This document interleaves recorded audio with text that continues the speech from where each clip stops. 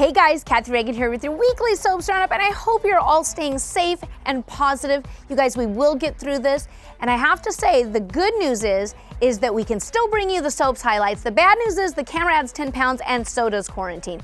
At this point, I think Franco-American SpaghettiOs and Edwards chocolate cream pies should pay money to sponsor our show, because I personally have indulged in half their supply, and somehow lockdown in my mind meant I could just eat it every day. And I'm not joking. Okay, first on the Bold and the Beautiful. Speaking of not joking, things are heating up. Ridge left Brooke and the party to go after Shauna, who was planning to leave town, and he insisted on going to Vegas with her. Well, who wouldn't, you guys? She's pretty hot. And you know the old saying, what happens in Vegas stays in Vegas, except for on our shows. And a devastated Katie prepared to move out of Bill's after blasting him and her sister for time and time again betraying her. But Bill offered to be the one to move out and vowed not to give up on them.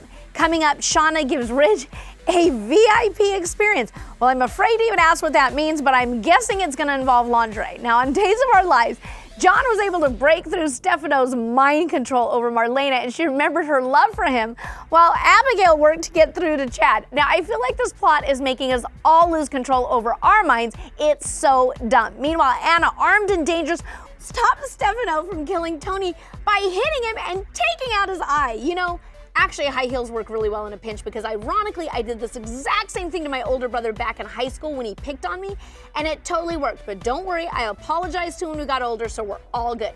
Meanwhile, Nicole headed to New York and forced Dr. Rayner to confess that Mickey was really Brady and Kristen's daughter, Rachel. Now, back in Salem, Brady knows Mickey had the exact same birthmark as his daughter.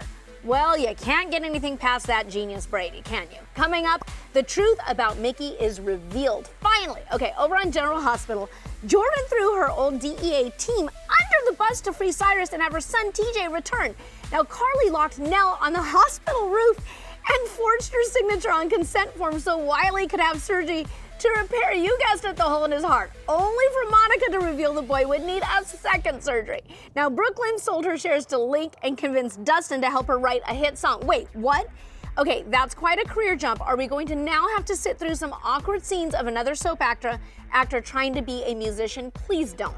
And Julian attacked Neil and exposed his and Alexis' affair in front of half the hospital staff. Ouch. Coming up, Sonny has reason to worry about Brando. Now, on The Young and the Restless, well, Victoria's chest pain turned out to be angina, and she told Billy that they had no relationship outside of co-parenting for like the millionth time.